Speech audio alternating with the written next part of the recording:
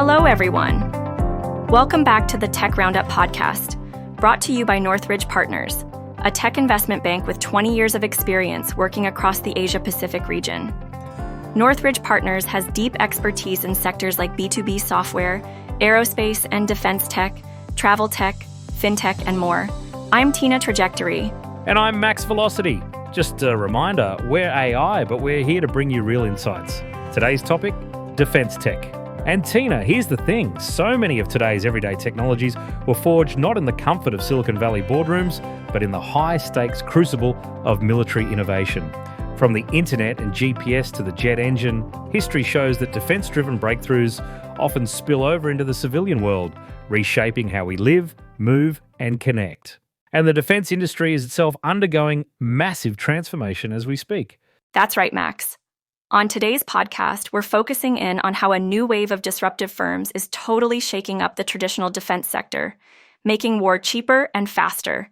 It's a huge shift from the old ways of doing things, affecting everything from capital markets to national strategies. It's pretty incredible, Tina. For decades, incumbents like Lockheed Martin and Northrop Grumman have relied on cost-plus procurement models.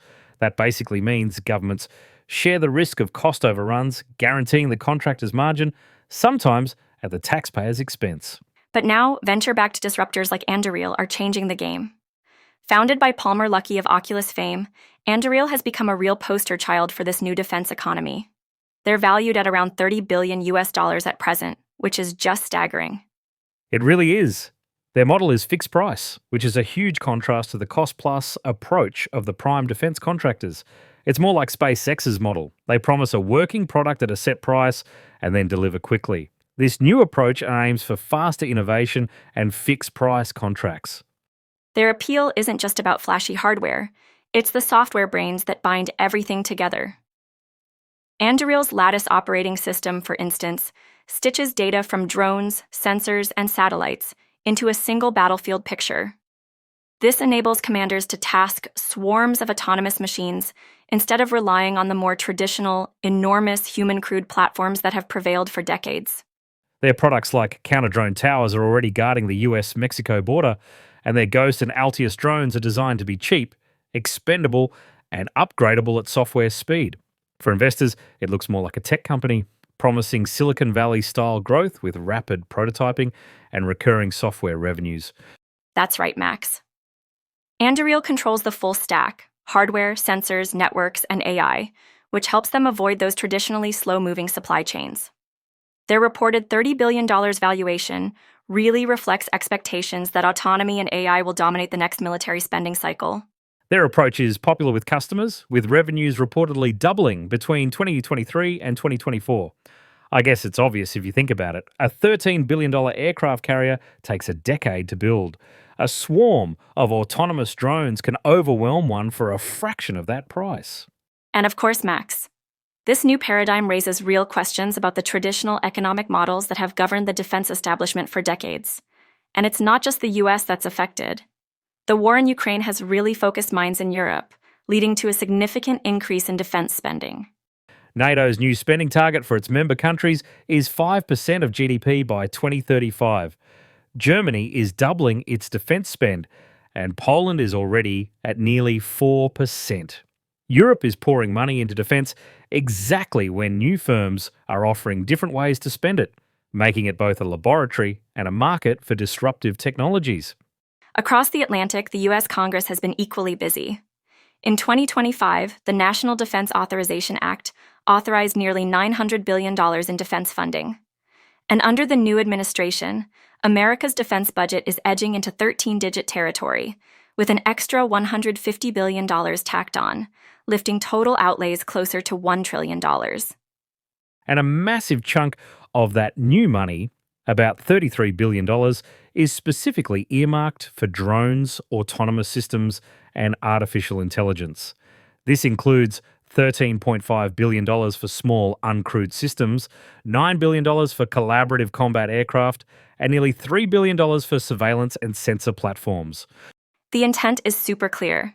Diversify procurement by complementing traditional large platforms, which take decades to build, with swarms of cheaper, smarter machines. It's a vast financial cost, but the strategic bet is even larger.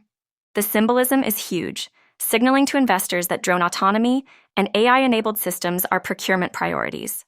Yeah, and share price movements are echoing this strategic pivot. European listed defence firms have surged ahead of their US peers, with venture capital inflows into defence tech at an all-time high of nearly $13 billion globally by mid-2025. Europe's defence sector alone hit $5.2 billion in 2024, which is an all-time high according to the NATO Innovation Fund. But despite the enthusiasm for newcomers, traditional defense specialists still capture most Pentagon contracts. As of 2024, established primes accounted for approximately 86% of major U.S. defense program spending. High-profile startups like Anduril, even with a nearly $1 billion contract, remain exceptions rather than the rule. The Pentagon actually acknowledges the difficulty smaller tech firms face, that infamous procurement valley of death between prototype and adoption. They've initiated reforms to level the playing field, but substantial barriers remain. However, the good news is that the defense ecosystem of the future looks set for coexistence rather than outright disruption. Exactly. Established primes and Silicon Valley innovators are increasingly leveraging each other's strengths. We're seeing more partnerships and strategic acquisitions, like Saab's investment in Australia's Hypersonics, which was advised by Northridge Partners. This dynamic collaboration promises enhanced military capabilities, accelerated innovation, new civilian technologies, and, ultimately, greater value for taxpayers. That's right, Tina. Today, it's all about creating a more versatile and resilient defence industry ready for tomorrow's challenges. And of course, these new technologies will eventually migrate from the military to our, hopefully, peaceful civilian lives. Well, that's a wrap for this episode of the Tech Roundup podcast. We hope you enjoyed our dive into the world of defense tech. Be sure to subscribe and check out our Tech Roundup newsletter. It's read globally by founders, CEOs, board members, and investors. Until next time, keep your processes whirring. We fake humans rock!